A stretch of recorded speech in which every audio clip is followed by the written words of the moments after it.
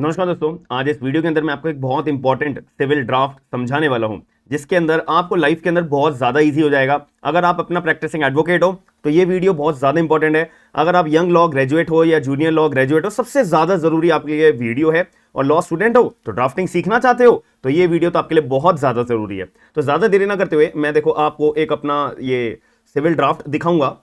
इसको हम कैसे करते हैं, पहले इसके अंदर हम जानकारी ले लेते हैं कि भाई जो सर ये आप अपना ये ड्राफ्ट दिखाने वाले हो ना, ये किस चीज के लिए है, क्या कब मैं ये फाइल कर सकता हूं और कब फाइल कर सकता हूं, कब ऐसी सिचुएशन मेरे सामने लाइफ में आती है। सीधी बात है। देखो इसके अंदर क्या होता है कि आपको पता होगा कि दो पार्टीज होती हैं अपना सिविल सूट फाइल करने के बाद में, कि एक प्लेंटिफ पार्टी होती है जो दुखी व्यक्ति होता है, ठीक है, और एक डिफेंडेंट पार्टी होती है जो शाना व्यक्ति होता है जिसने कुछ ना कुछ डिस्प्यूट करा होगा। तो प्लेंटिफ जो होता है वो केस दायर करता है अपना सिविल कोर्ट के अंदर, किसके खिलाफ? डिफेंडेंट के खिलाफ। ये तो बेसिक बातें हैं। अब इस केस के अंदर हमारे जो केस है ना, हम जो भी एक एग्जांपल के रूप में केस को समझेंगे अपने ड्राफ्ट को समझने के पर्सपेक्टिव में, तो ये है कि एक मकान मालिक है और उसके मकान मालिक के अंदर एक किराएदार रहता है। तो एक मकान मालिक है जो कि प्लेंटिफ है और जो किराएदार है वो है डिफेंडेंट। तो मकान मालिक बार बार भाई अपने पैसे मांगे जा रहा है कि किराएदार मेरे किराए के पैसे दे दे, किराएदार मेरे किराए के पैसे दे दे, लेकिन किराएदार पैसे नहीं दे रहा है, किराएदार जो है पैसे नहीं दे रहा है। अब इस सिचुएशन में दुखी व्यक्ति कौन होगा? मकान मालिक होगा, कि वो अपना सर पकड़ के बैठ गया कि अब मेरे पैसे देंगे, अब देंगे, किराएदार पैसे नहीं दे रहा है। तो अब इस सिचुएशन में जो प्लेंटिफ होगा, जो किराएदार होगा, उसने सिविल कोर्ट में सिविल सूट फाइल कर दिया डिफेंडेंट के खिलाफ में कि जज साहब ये जो डिफेंडेंट है ना, देखो भैया मेरे पैसे नहीं दे रहा है, बकाया इतना रुपया है, तो इसको बोलो डिफेंडेंट को, किराएदार को, मैं मकान मालिक हूं, मेरे को पैसा मेरा किराया का जो बकाया है वो दे। कोर्ट ने कहा ठीक है भाई। अब इस सिचुएशन में यहां पर कहानी शुरू होती है डिफेंडेंट की तरफ से। अब डिफेंडेंट जो है एक अपनी कोर्ट में एप्लीकेशन लगाता है। फॉर एग्जांपल के रूप में जो मकान मालिक है वो 5,000 रुपए का वो किराया मांग रहा है। 5,000 रुपए का जो प्लेंटिफ है, जो मकान मालिक है, वो अपने किराएदार से पैसे मांग रहा है कि किराएदार मेरे जो तेने 5,000 रुपए जो तेरे को किराया बाकी है ना, मेरे पैसे दे। तो किराएदार 5,000 रुपए का जो किराया बनता है वो नहीं दे रहा है। अब इस सिचुएशन में प्लेंटिफ गया कोर्ट में 5,000 रुपए का अपना किराया मांगने के लिए, जो बकाया है जो ये किराएदार को देना चाहिए। तो मकान मालिक कोर्ट में गया। अब यहां पे कहानी शुरू होती है अपना जो किराएदार है ना, जो हमारे केस में डिफेंडेंट है, उसकी तरफ से वो एक एप्लीकेशन लगाता है कोर्ट में। किस चीज की? काउंटर क्लेम करने के लिए कि जज साहब मैं किराया देने को रेडी हूं, बट जज साहब आप मकान मालिक को बोलो कि मैंने उसके मकान में ना ठीक कराने में जो पैसा खर्चा है वो मेरा पे करे। मैंने जो मकान मालिक है, जो मेरा प्लेंटिफ है, जो मेरा मकान मालिक है, मैंने उसकी परमिशन लेकर, उसकी कंसेंट लेकर मैंने मतलब ये ठीक कराया था मकान में, कि थोड़ा टूट रहा था मकान, मैंने वो प्लास्टर करवाया। जो शटर होता है जिसमें दुकान खोलते हैं ना, दुकान खोलने वाला शटर, मैंने उसको ठीक करवाया। उसमें जंग लगा हुआ था, उसमें पेंट करवाया। और मैंने जो है मकान का हाउस टैक्स भरा, ठीक है, मैंने जो है मकान का वाटर टैक्स भरा। मैं तो भाई किराएदार हूं, मैं थोड़ी ना ये पे करूंगा, मेरा मकान मालिक पे करेगा। बट मेरे मकान मालिक ने मुझे कहा था कि भाई अभी तुम भर दो, मैं बाहर गया हुआ हूं, जब मैं आऊंगा तो हम अपने किराए में से एडजस्ट कर लेंगे। तो मेरा मकान मालिक मेरे से उल्टा 5,000 रुपए मेरे से मांग रहा है किराए के, बल्कि मैं तो अभी तक 7-8 हजार रुपए खर्च कर चुका हूं। तो जज साहब आपके सामने मैं काउंटर क्लेम कर रहा हूं अपने मकान मालिक से कि उसको बोलो मेरा जो बकाया किराया है मैं उसमें से एडजस्ट करके मेरे 2-3 हजार रुपए जो बनते हैं ना, जो मेरे एक्स्ट्रा जेब से खर्च हुआ है, वो मेरे को मकान मालिक मेरा पे करे, या अगले किराया, अगले महीने का जो किराया होगा उसमें एडजस्ट कर दे। बात खत्म। तो यहां पे फिर अपना डिफेंडेंट अपनी एप्लीकेशन लगाता है। कहानी समझ में आ गई आपको? कोई भी डाउट हो ना, जरा सा भी डाउट हो तो आप कमेंट बॉक्स के अंदर मेरे को पूछ सकते हो। तो यहां पे क्या होता है कि application for counter claim of the defendant under, अब याद रखना काउंटर क्लेम की हमेशा हर हमेशा एप्लीकेशन लगती है आपकी order number 8 rule number 6A of the CPC के अंदर। बहुत जरूरी है, order number 8 rule number 6A counter claim, कि अगर जो भी कोई प्रिंसिपल अमाउंट होता है, 5,000 रुपए प्रिंसिपल अमाउंट है, और जो किराएदार है, जो डिफेंडेंट है, वो क्लेम कितना कर रहा है? 7-8 हजार रुपए, तो प्रिंसिपल अमाउंट से ज्यादा हो गया, तो इसको हम बोलते हैं काउंटर क्लेम। अब अगर प्रिंसिपल अमाउंट है हमारा 5,000 और जो डिफेंडेंट जो कि किराएदार है वो क्लेम कर रहा है अपना 3,000 रुपए, तो इसको हम बोलते हैं सेट ऑफ। तो ये हमारा आता है ऑर्डर नंबर 8 रूल नंबर 6 के अंदर। सेट ऑफ का अगर मैं बात करूं तो सेट ऑफ की अगर आगे चल के मैं वीडियो बना दूंगा आप लोगों के लिए। और काउंटर क्लेम का हमारा प्रोविजन आता है order number 8 rule number 6A से लेके 6G तक। ठीक है, मैं आपको यहां पे एक बार लिख भी देता हूं, देखो एक सेकंड, ऑर्डर 8 रूल 6A से लेके 6G तक हमारे काउंटर क्लेम होते हैं। एंड ऑर्डर नंबर 8 रूल 6 हमारा होता है केवल सेट ऑफ का। ये चीज याद रखना इंपॉर्टेंट होती है। चलो हम आगे चलते हैं। अब यहां पे हम अपना लिख देंगे अपना कोर्ट का नाम, ठीक है, सूट नंबर हमारा जो भी अलॉट हुआ होगा। अब ईयर हमारा 2000 के अंदर हुआ है, कब हुआ है आपका सूट फाइल। प्लेंटिफ का नाम है हमारा एक्स मान लेते हैं, डिफेंडेंट का नाम है ए, ठीक है, ये हमने भर दिया। अब इस केस के अंदर डिफेंडेंट ने मान लेते हैं हाउस टैक्स में इसने 2000 रुपए भरे, वाटर टैक्स में इसने 1000 रुपए भरा, ठीक है।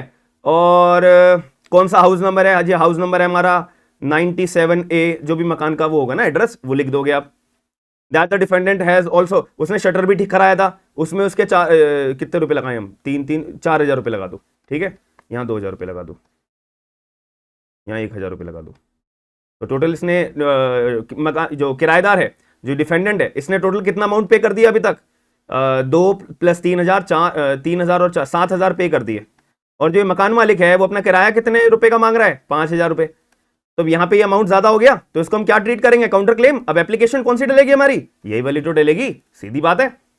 चलो, एंड द फोर सेड, अब यहाँ पे जो किराएदार है वो मांग रहा है कि जज साहब देखो, प्लेंटिफ को ना मेरे पैसे इतने बकाया बनते हैं कि 5,000 रुपए तो मेरा किराए का काट के मेरा अमाउंट कितना बता, 2,000 रुपए, 2,000 रुपए मेरा बकाया बनते हैं। तो आप जज साहब प्लेंटिफ को बोलिए, मकान मालिक को मिले, मेरे 2,000 रुपए तो मेरे को पे करे, या मेरा अगले महीने के किराए में एडजस्ट कर ले, बात खत्म। जैसा जज साहब आप सही समझो।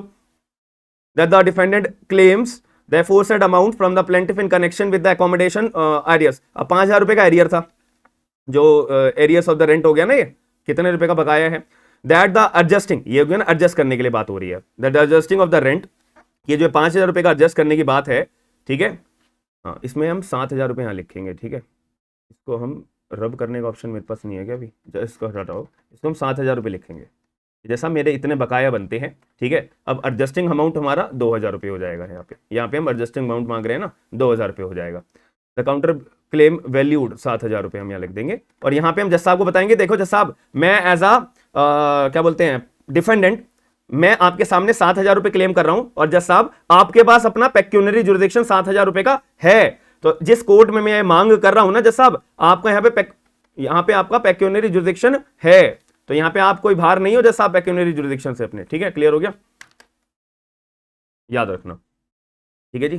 चलो, ये भी समझ में आ गया। अब ये एड वोरम का मतलब होता है वैल्यू ऑफ द सूट, ठीक है, वैल्यू कि आपकी वैल्यू क्या है, जिससे कि उसी की बेसिस पे तो पेक्यूनरी जुरिडिक्शन लगेगी, डिसाइड होगी। तो पेक्यूनरी जुरिडिक्शन का मतलब आपको पता होगा, सेक्शन नंबर 6 अगर आपने मेरी क्लासेस ली हैं। पेक्यूनरी जुरिडिक्शन का मतलब होता है ना कि भाई अलग अलग कोर्ट का अपना एक स्टैंडर्ड होता है, अलग अलग कोर्ट का एक अपना जुरिडिक्शन होता है कि ये वाला कोर्ट जो है केवल 10,000 रुपए का केस सुनेगा, ये वाला कोर्ट जो है केवल 3 लाख रुपए तक के केस सुनेगा, ये वाला कोर्ट जो है केवल 2 करोड़ रुपए तक के केस सुनेगा, ये वाला कोर्ट जो है 2 करोड़ रुपए से ऊपर का मुद्दा है वो वाला सुनेगा। तो जज साहब, जब मैं आपके सामने क्लेम कर रहा हूं ना मेरा 7,000 रुपए का है, तो जज साहब आप ये मुद्दा रखते हो, आपके पास पावर है इस मेरे मुद्दे को सुनने की, मुझे दूसरी कोर्ट में एप्लीकेशन लगाने की जरूरत नहीं है। ये भी बताना पड़ता है कोर्ट को 6 नंबर पॉइंट के अंदर, ठीक है। ऐसा नहीं है कि जज साहब की पेक्यूनरी जुरिडिक्शन नहीं हो, तुम यहाँ पे 20,000 50,000 1 करोड़ रुपए मांग रहे हो, और वहां पे जज साहब सुनने के लिए पावर रखते हैं 3 लाख रुपए की, तो तुम्हारी एप्लीकेशन ही कैसे सुन लेंगे, तुम्हारे को ऊपर हायर कोर्ट के अंदर वो एप्लीकेशन लगानी पड़ेगी ना, सीधी सी बात है। चलिए, और that the relief claimed by way of counter claim, और यहां पे जज साहब को यह भी बताना पड़ेगा कि जज साहब जो मैं रिलीफ क्लेम कर रहा हूं ना वो काउंटर क्लेम वाली रिलीफ है। अब ये काउंटर क्लेम क्यों कब आती है सिचुएशन, जब प्रिंसिपल अमाउंट से तुम ज्यादा अमाउंट पे मांग कर रहे होते हो, डिमांड कर रहे होते हो, तब हमारा काउंटर क्लेम आता है। प्रिंसिपल अमाउंट से तुम कम अमाउंट पे मांग कर रहे होते हो तो सेट ऑफ की एप्लीकेशन लगेगी, ठीक है। तो arrears of the rent, arrears of the rent claimed by the plaintiff may be adjust, may word use करा है कि जैसा या तो आप एडजस्ट करके इसको बोलो कि मेरे को पैसे दे दे, या फिर इसको ये बोलो कि अगले महीने का जो रेंट होगा उसके अंदर एडजस्ट कर लियो, मैं तो दोनों की चीज में खुश हूं, ठीक है। रिमेनिंग अमाउंट कितना बचता है, 2,000 रुपए बकाया बचता है ना। चलो, डिक्रीड, और यहाँ पे अपना प्लेस लिख दोगे, किस प्लेस में तुम ये अपना लिख रहे हो। यहाँ पे प्लेंटिफ का सिग्नेचर आ गया, ठीक है, और यहाँ पे एडवोकेट का, यहाँ पे एडवोकेट का सिग्नेचर आ गया, फिर यहाँ पे उनकी स्टैंप लग जाएगी, और यहाँ पे डेट लग जाएगी, जैसे हम 11 जून तो वीडियो बना रहे हैं अपनी, ठीक है।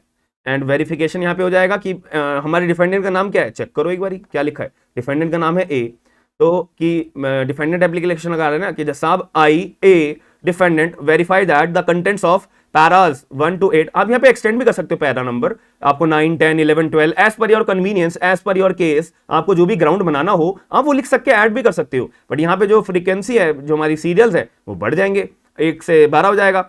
Of the counter claim are true as per my personal knowledge and there is no part of counter claim is false, nothing material has been concealed, कि मैंने जैसा बिल्कुल सच्ची बात बताई है, कुछ भी झूठ नहीं है, कुछ भी मैं छुपा नहीं रहा हूं, ठीक है। वेरीफाई दिस, अब आप अपना लिखोगे 11 जून, ठीक है, और ये हो गया हमारा 2023 एट दिल्ली, ठीक है। लिस्ट ऑफ डॉक्यूमेंट्स, जैसे कि मैंने शटर ठीक कराया है उसका बिल लगाऊंगा मैंने वाटर टैक्स पे करा है उसका बिल पे करा है, उसका मैं वाटर टैक्स का पेमेंट रिसिप्ट लगाऊंगा, और 23 नंबर में मैंने अपना हाउस टैक्स की पेमेंट करी है उसकी पेमेंट रिसिप्ट लिखाऊंगा मैं, ठीक है। और ये मैथ को अपनी प्रूव करने के लिए जैसा साहब ये थी हमारी 2,000 रुपए का खर्चा, ये 1,000 रुपए का खर्चा, शटर ठीक कराने का 4,000 रुपए का खर्चा, टोटल हमारा बनता है 7,000 रुपए का बकाया, ठीक है। बात खत्म, हो गया आपका ये ड्राफ्ट प्रिपेयर, ठीक है। ये ड्राफ्ट आपका प्रिपेयर हो चुका है काउंटर क्लेम का, जो डिफेंडेंट अपनी एप्लीकेशन कोर्ट के अंदर लगाता है, ऑर्डर नंबर 8 रूल नंबर 6 ए के अंदर of the CPC. I hope आपको वीडियो के अंदर जो जानकारी मिली है बहुत ही ज्यादा इंपॉर्टेंट है, बहुत ज्यादा, मेरी बात पे भरोसा रखना, कोई आपको यूट्यूब के अंदर ये चीज इतने सीधे तौर पे नहीं बताने वाला, ये मैं आपको लिख के दे सकता हूं, ये लो लिख के भी दे देता हूं, ये आपको कोई नहीं बताएगा, ठीक है, कोई नहीं बताएगा, याद रखना, ठीक है। चलो हम मिलते हैं नेक्स्ट वीडियो के अंदर, ऐसी मैं ड्राफ्ट आप लोगों के लिए कोशिश करूंगा लाने की, जितने ज़्यादा से ज़्यादा आप तक जानकारी पहुंच पाए मेरी। तो वीडियो को लाइक जरूर करेगा, चैनल को सब्सक्राइब जरूर करेगा, कोई भी आपका डाउट हो तो वीडियो के अंदर कमेंट बॉक्स है उसके अंदर अपना डाउट पूछ सकते हो, और आपका कैसा लगा रिव्यू, आपका सजेशन कि सर मेरे को आपको ये चेंजेस करने चाहिए, ये चेंजेस नहीं करने चाहिए, जैसा चल रहा है वैसा बढ़िया है, तो आप लोग अपना पॉइंट ऑफ व्यू जरूर बताएगा। मिलते हैं नेक्स्ट वीडियो के अंदर, थैंक यू, धन्यवाद।